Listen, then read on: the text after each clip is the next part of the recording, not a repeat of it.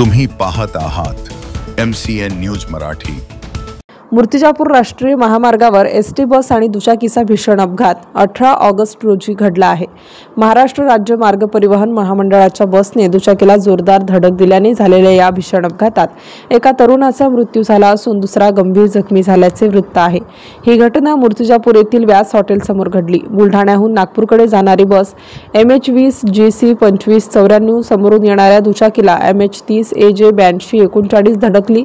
या अपघातात दुचाकीस्वार आयुष संजय गाडगे व 21 वर्ष राहणार कोळंबी याचा दुर्दैवी मृत्यू झाला, तर त्याच्या सोबत असलेला प्रथमेश उत्तम भुयार वय 17 वर्ष राहणार कोळंबी हा गंभीर जखमी झाला आहे।